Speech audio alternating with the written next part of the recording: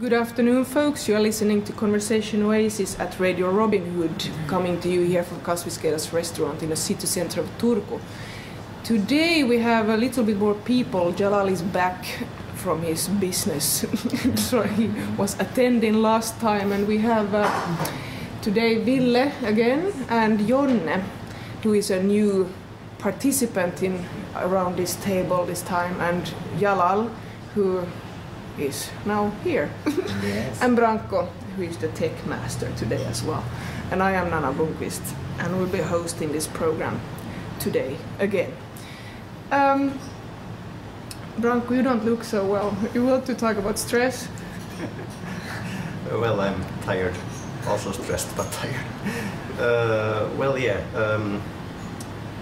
Well, mostly from the perspective about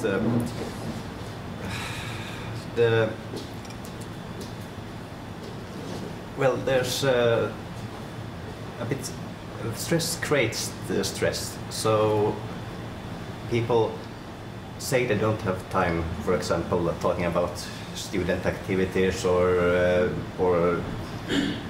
any political activist groups or anything, that people think that something is important or an activity is important, but they don't feel like they have time to engage in that activity, and because there's a certain fear of stress, or which is understandable. But when you're active in a group, or you're part of a group, you have a certain responsibility, and that's and there's a certain pressure. Yeah, pressure to. I have to think about this a bit more. That gives me some thoughts. As you mentioned, that people experience that they don't have time for student activities and such. So, in my experience, the experiences of stress and experiencing hurry, or thinking that you are in a hurry all the time. We have this kind of culture when we meet up on the road and ask how are you doing, and everybody is telling how busy they are. So they are busy doing this and busy doing that. I was just thinking a couple of days ago that actually thinking about busyness or hurry or stress sort of adds up, as you said. It kind of adds up, and I think it's a lot sort of like adds up to the illusion of hurry. Basically, if you have like thousands of tasks, okay, they are going to fill up your calendar and you are going to experience hurry, but it's kind of a dilemma, because also I think it's always a matter of perspective. How do you feel about some things? For example, I started a new hobby, yoga. I was thinking that I have probably no time for it, and I was already like canceling it, that I'm not gonna do it.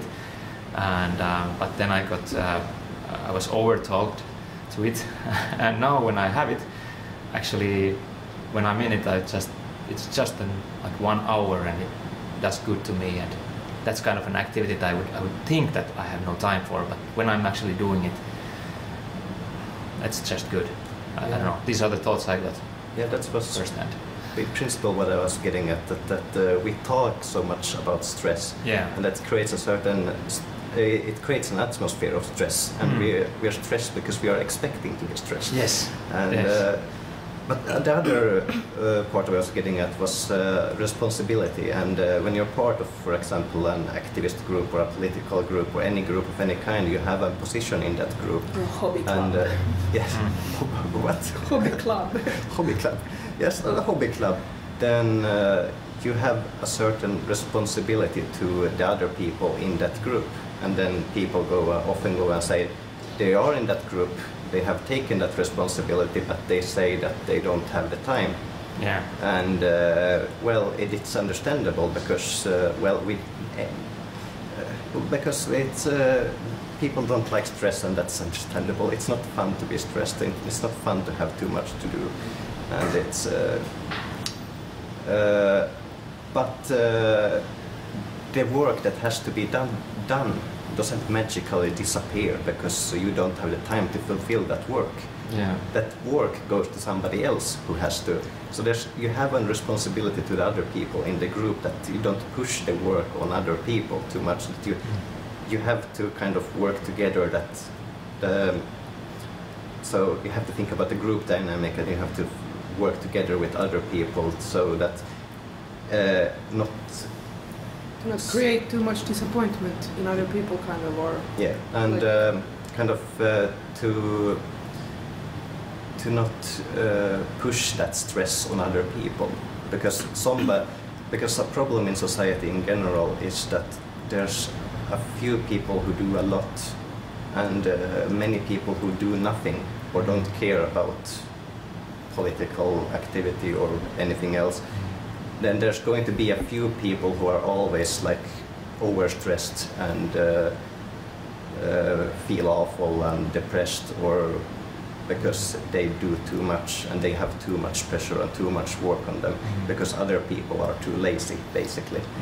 It's maybe one thing, but then on the other hand, people who don't put limits, I mean, if they don't respect their own limits and just say no in time, then I mean, because that's also one thing that is a act of responsibility, to be able to say no, to be clear with people what you can do and what you cannot, because the most annoying thing is when people say maybe or they say yes and then they don't do it. Like, it's better to have a no and then you know it's a no, not like a maybe or like a yes, but then it's in practice you don't see this person doing the shit he promised. I think most of this issue is due to our city life. I believe probably in the village they don't know what is stress, or people not in this modern, up-to-date villages in Finland or Nordic countries. I'm not talking about in more traditional villages that people were more engaged in agriculture business or Are you doing nostalgia tripping? Like no, but I mean that I want to point out that in a modern life, in city life, we are competing with each other, and often we think that we are missing something if we don't do better or work harder or live more serious. It's part of our competition is part of our basic mentality nowadays. And I want to say that it's good whenever you feel stress, you stop and say that where is this due to, or where is it coming from, and then put a question in the end that is that real thing that makes you stressed. Because, for example, I've seen here among the students, exams make them stressed. But why do you do the exams? To get a degree for a better life, but you lose a better life now at this moment, and that future hasn't come yet, and you don't know if it comes. So for that, I don't get the stress. An interview, a job interview, and the other things. And I always say that put a question in the end. Stop for a while and put a question. Is that real? That to make you stressed? Yeah, and same things can be subjectively different also. Do you agree to this, Jonne? These big thoughts around this table? Yeah, the view so far has been mostly like in like activism, stress connected to activism and hobby clubs, student life and city life. But yeah, what is stress? I think that stress is like a feeling that things are not going well in the future. Maybe when I have stress, mostly I have it in the times when I'm not doing work. Yeah. When I'm scared that maybe I can't do the work in a certain time, I can't reach the goals. But when I'm actually doing these things, when I'm writing my thesis or doing my works, then I'm out of stress. Like during the work I feel well, because then I know that things are going the way they should be going. But the stress, like in the modern society, there are many things that causes people stress, like working life, studying, like all the global issues, like people are thinking like what will happen in the future, like for the nature, for the climate. Climate change is one thing that can cause like stress to people, because it takes our dreams away. It takes our future dreams. Like we can't have any more like these big dreams about future, what will happen in 100 years or in 500 years, because climate change gives us this world view that there is no future for the humankind. And dark. It's very dark. Yeah, so I think that there are many levels that causes an individual stress, and I just said few of them, but would you like to say more of them? I just said working life, which is like this capitalist logic based on nowadays, and studying life. If you think about what happens in the world, that gives us stress. Also like the social things, like family things, depression, loneliness, depression, drugs, and what else there is like that causes stress? Uncertainty. Like uncertainty causes a lot of stress. That's a good point. Like actually, like more than doing things, as you say, on that, more than the actual doing, the not knowing what to do is causing more stress than actually doing some stuff. Sometimes. I mean, of course, people can be overworked, and we have a burnout. We have the term burnout in our language for a reason. But Ville, what do you have on your mind? I have on my mind that that was a good question. Jonne asked what else causes us stress, but I would also like to talk a little bit about what is stress. Like what are the building blocks for stress, or what are the elements of stress? Because I've been thinking about this some time, and I believe there are like, well, actually I'm kind of like developing this 7-point system. 7-point system which calculates how intensive your thoughts are. And those categories, the 7 categories are: number 1 is the thing that stresses you. Is it a practical issue or a social issue? Where social issues are potentially more stressful. I'm not going to details very much, but anyhow, practical or social. Then, if the problem is happening right now or in the future, maybe some past issues, those can, like the timeline, can affect the stress, to my belief. Also, as Nana mentioned, uncertainty of solution, for example. If there's only one solution to some problem, you don't have to think about the solution. If there are several solutions, it's a bit more stressful.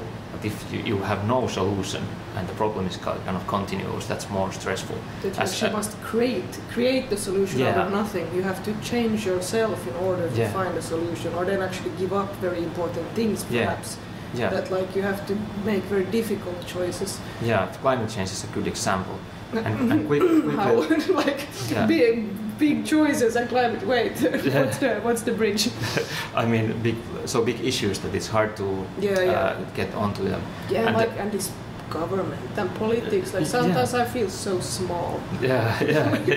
It's like there's poor people starving and like slaves making our phones. I'm like I'm too small in this world. I want to do something, but I can't. You feel uncertain, uncertainty, because you can't be sure that anything will change.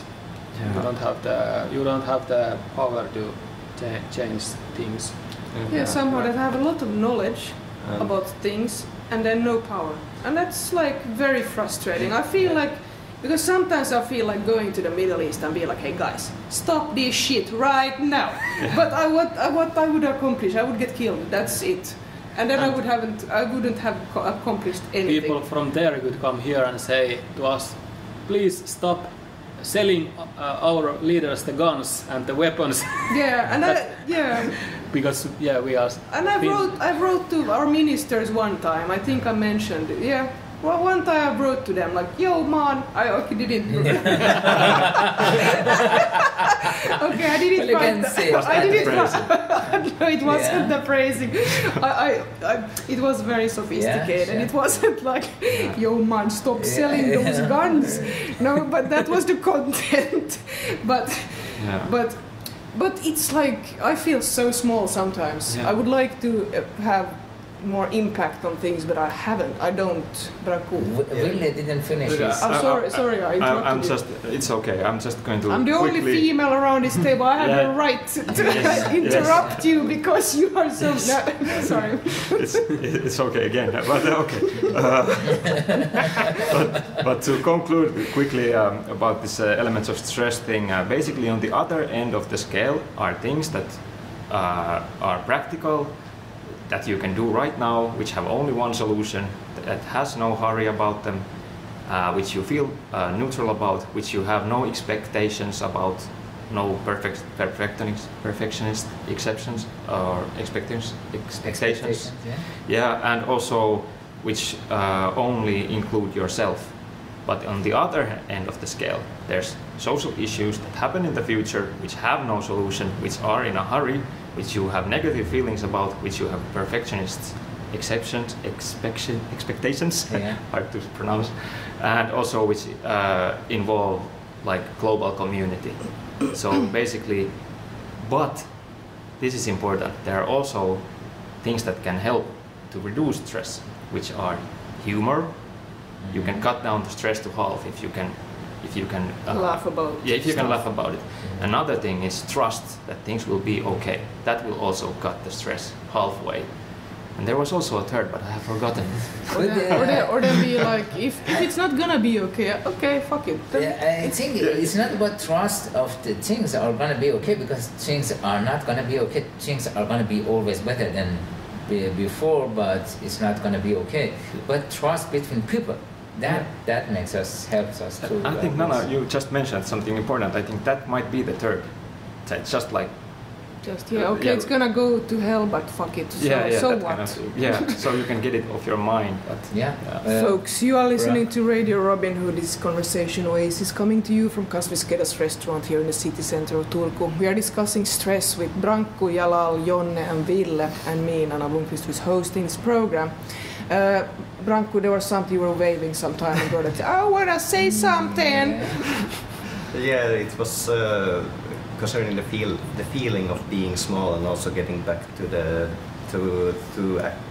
activism and political activism and different kinds of activism. And there's a lot of things that we could do, but it's a problem when a few people are doing it, because if a few people are doing it, then they don't really have any power and they feel small. But if you get a lot of people to do something, then you can accomplish change, and you can accomplish something good, something better. But then again, people often feel like, and I've been part of many groups, and people often say that they are stressed, they don't have the time to be active or do anything. And I'm not going to say that it's because people are. Oh well, basically I said it earlier, but there's an aspect of laziness, sure, but that's not the whole issue. The issue is more of a, like I said earlier, a fear of stress.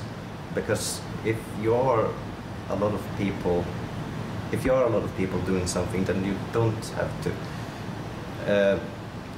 You don't have to actually put that much time or energy into doing something to accomplish something. If you're a group and you have a good group dynamic doing something, then you don't actually have to put that much of your own time and energy to accomplish something. The problem is if you're a few people doing that. But then there also has to be a work distribution, so that people know they're like, so that people are not in each other's faces, sort of with some kind of work distribution. Jonna, you wanted to interrupt Branko there, so I interrupted him for this common sentence called it's like "don't mourn, organize" is good for this point, because I think that people are not doing activism because they are lazy. That's not the reason. I think the reason that so few people are politically active in these days is that they are not motivated, because people already know that most of the activism doesn't change anything, because we don't have the power. We don't have the tactics that activists are using nowadays are so like they are mostly like rituals, like what is the word in English, like rituals maybe, like having demonstrations, maybe occupying an university building for a few days. It's symbolic. There's symbolic actions. Yeah, symbolic and ritual actions, and only political actions that are really like powerful nowadays, I think, that are ones that like working unions are doing, like having strikes, like labor unions. Labor unions, yeah, and then we have elections, but like giving vote, but giving look at one those vote. That are elected in there, like did not help anything. Yeah, like we have elections, but the real change that is happening through elections is so small. It's so slow and so small change. It's not enough if we have like if we have to change the whole society to save the world from climate change, and doing it like this reformist way through elections is so slow. It's interesting that you mentioned that burnout. Yeah. And often I have seen a lot of people who have a normal job and they have burnout, they cannot work anymore. So, yeah. But I haven't seen any president or prime minister to have burnout.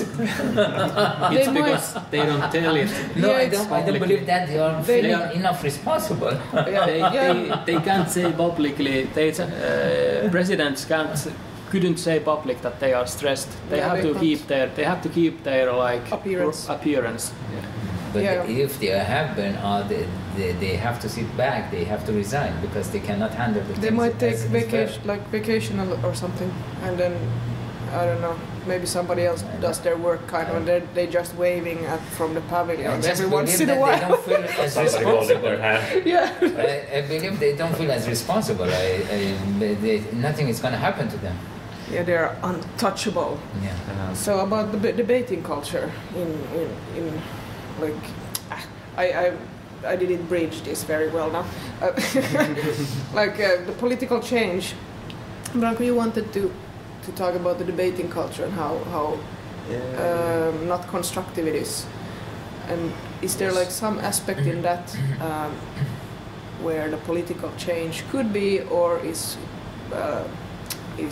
inhibited because of the way we tend to deal with things through our debating culture? Yes. Well, it gets back to this whole stress discussion because it's a very competitive kind of culture that we have created around and created in our society, and which is reflected through politics because it's about, oftentimes it's about winning a discussion.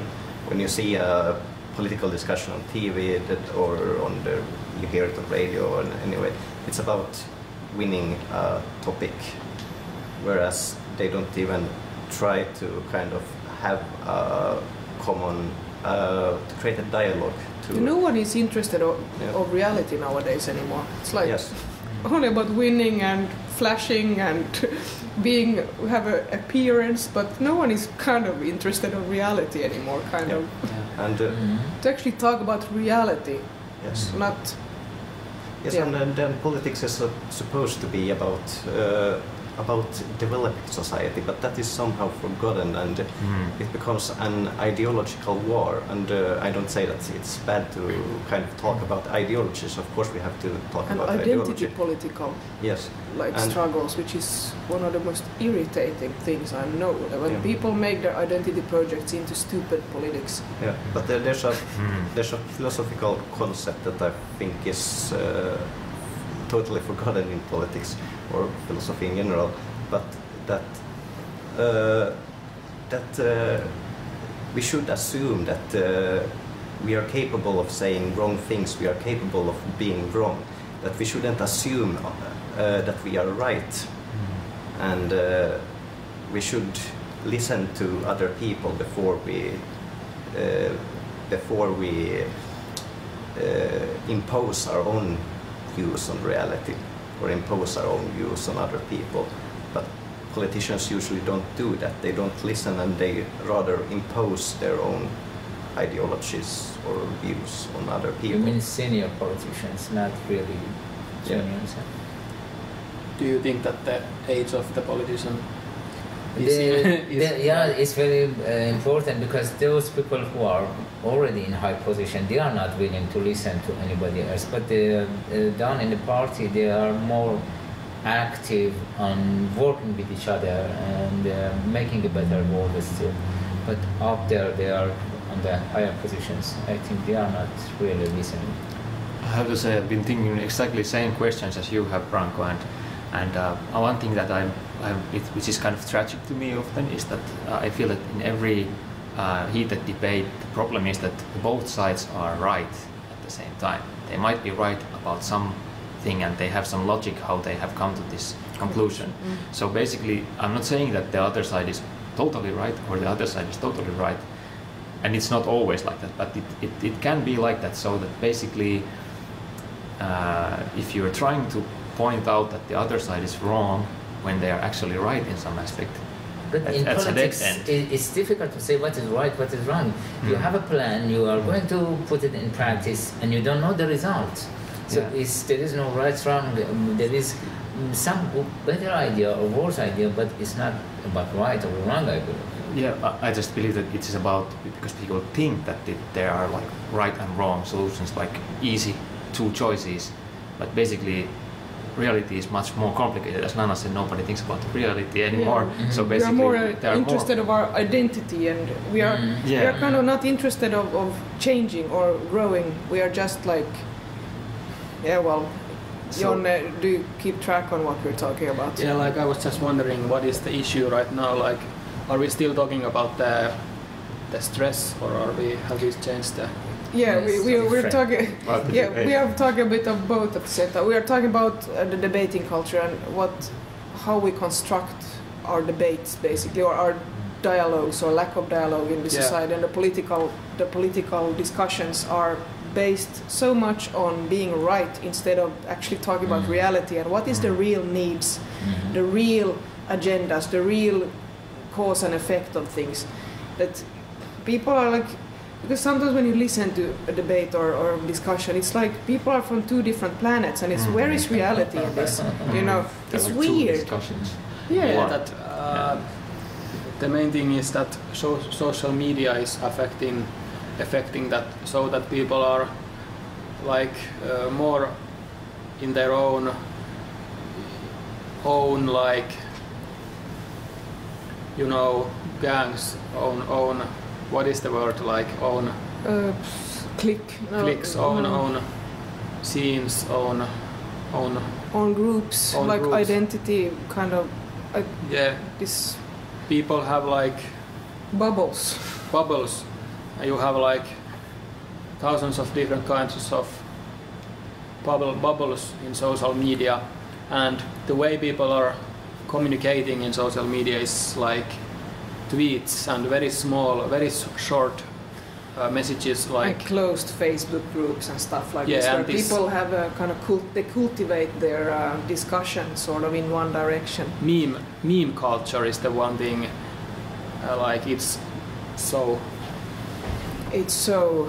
becomes so boring and for this time we have to finish this discussion because time is running out, even if I think we could continue on this forever. You have been listening to Conversation Oasis at Radio Robin Hood, coming to you here from Kasviskeidas restaurant in the city center of Turku. In the studio today we had Ville, Jonne, Jalal, Branko and myself, who has been hosting this program. I'm Nana Blomqvist. You will hear from us again next week. Bye bye. Bye bye. Bye bye.